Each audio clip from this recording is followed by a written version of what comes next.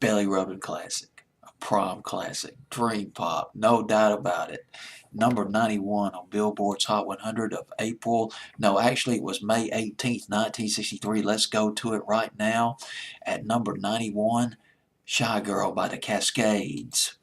The Cascades, they were Navy guys. They started out as a group. They were a group in the Navy, part of the U.S. They were U.S. Navy personnel.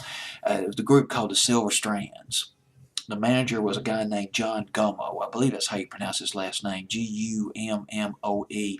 When they left the Navy, they became the Thunder Notes. John Gummo, the lead singer, although one of their early records, though, was not. There was no singing on it. It was an instrumental, a surf instrumental called Thunder Rhythm. It's off the Delphi record label. It was in Hollywood, but they were influenced by the Beach Boys, early Beach Boys. And gosh, all summer long, the Beach Boys, that was in 1962. Great harmonies. And I believe it was called All Summer Long. 1961, 62. Well, anyway, they were influenced by the Beach Boys, and they were like, hey, we want to harmonize like these guys. So they started harmonizing, and they went through some personnel changes, started making demos, and they signed up with Barry DeForson, Devorcon, DeForson of Valiant Records. Barry DeForson, this was a big ado. Barry DeForson was making a name for himself back in the early 60s. He co-wrote the song Dreaming. Remember Dreaming by Johnny Burnett in 1960? Manager of either his older or younger brother, Dorsey Burnett. He was manager of Dorsey Burnett, founded Valiant Records in 1960, signed up the Thunder Notes, they became the Cascades, and their first record, I believe, is called There's a Reason. It was a regional hit, that's it. Didn't do much of anything. But then they marched to the legendary They went to the legendary Gold Star Studios in Los Angeles. Gold Star Studios to record Rhythm of the Rain. You gotta understand this. Gold Star Studios. This was where Phil Spector crafted his wall of sound with those girl groups back in the early 60s, the Crystals, the Ronettes. And Beach Boys recorded portions of the Pet Sounds, including, Good Vibrations. Recorded portions of Good Vibrations at Gold Star Studios in Los Angeles.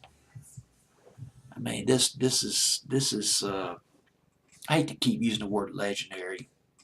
This is heritage, but it's no longer there. Gold Star Studios no longer there. Guess who played on Rhythm of the Rain? The Wrecking Crew. Session musicians, Los Angeles, West Coast. Glenn Campbell played guitar on Rhythm of the Rain. Carol Kay, the fabulous bass player who played on so many recordings back in the 60s on the West Coast, she played bass guitar on this record, on Rhythm of the Rain by the Cascades. Just found that out.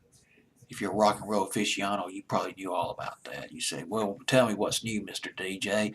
Well, well, you probably didn't know that Barry DeForson also wrote the follow-up to Rhythm of the Rain, which was one of the follow-ups to Rhythm of the Rain was Shy Girl. He co-wrote it. He might have wrote the whole thing.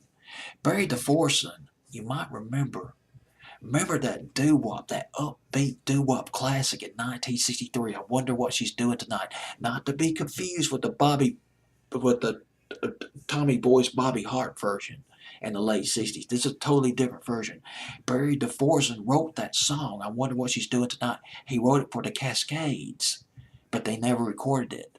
Thus, he recorded the song himself with his group, Barry and the Timberlanes. I Wonder What She's Doing Tonight, 1963.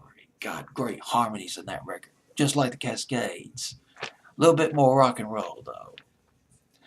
And, let's go to that record, Shy Girl. It's just, gosh, dog. This should have been a bigger hit, but you know how this goes. Peaked at 91. That's it. Dead. Dead on arrival, unfortunately, on Billboard's Hot 100 for 1 month. But we'll take it. Shy Girl by the Cascades.